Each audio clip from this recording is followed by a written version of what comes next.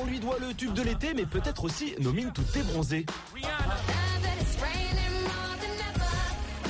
Elle, c'est Rihanna, et grâce à son titre Umbrella, aujourd'hui on le sait, son truc à elle, c'est les parapluies, de préférence assortis à la mini combi.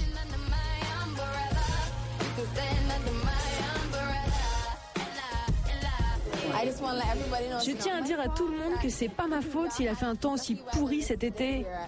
Je culpabilise. Mais je pense que ça a aidé la chanson à rester numéro 1 si longtemps, alors c'est cool.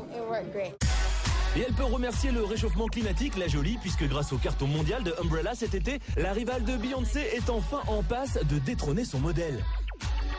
Je suis super ambitieuse. Dès les sorties de ses 2 premiers albums en 2005 et 2006, on lui reproche régulièrement d'avoir tout piqué à Beyoncé. Les chorégraphies capillaires, les contorsions en tout genre,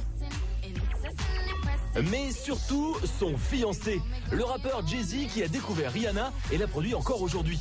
Sur ce 3e album, pourtant, c'est à Britney que Riri a emprunté. Umbrella avait été écrit pour elle. Britney l'a refusé. Rihanna, elle, a eu du nez et s'est battue pour récupérer le tube. C'est une chanson super profonde. Au début, on a l'impression que c'est juste une chanson sexy, mais si vous écoutez attentivement les paroles, vous verrez que c'est en fait super profond.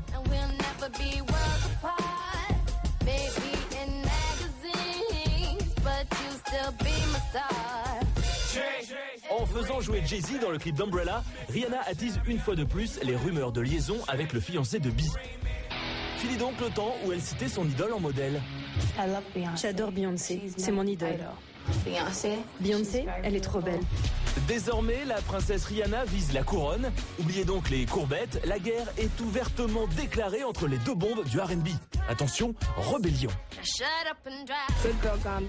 Mon nouvel album s'appelle Gentille fille dévergondée, parce que je voulais montrer que maintenant je suis complètement moi. J'ai brisé mes chaînes, c'est aussi pour ça que je me suis fait couper les cheveux. Je voulais montrer aux gens que je prends mon art au sérieux. Je ne veux ressembler à personne d'autre que moi. L'allusion à Beyoncé est évidente. En quelques coups de ciseaux, Rihanna s'est émancipée de son aîné. C'est la coupe de cheveux qui fait tout. On peut avoir un maquillage super, une tenue géniale. Si les cheveux ne suivent pas, c'est raté. Sympa pour la copine tout en cheveux qui le vaut bien pourtant. Au niveau capillaire, Rihanna prend donc l'avantage sur Beyoncé, mais rayon gambette, c'est une autre histoire, la preuve. Quand en juillet dernier, Bee se ramasse sur scène en dévalant un escalier en plein concert, étrangement, c'est Rihanna qui trinque. Ouais, je me suis cassé l'orteil, mais ça devrait être guéri d'ici ma tournée. La sirène des Caraïbes a passé l'été le pied dans le plâtre après s'être bêtement cognée contre un fauteuil le premier jour des vacances et ses ballots. Un peu la poisse Riri, sauf que pas tant que ça puisqu'elle venait justement de faire assurer ses jambes de déesse, élue jambe de l'année par une célèbre marque de rasoir féminin pour la modique somme d'$1 million, un partout, balle au centre. Mais la guerre ne fait que commencer puisque Beyoncé vient d'annoncer qu'elle sortirait son 3e album solo l'été prochain. Reste que Rihanna a quand même l'avantage de l'âge.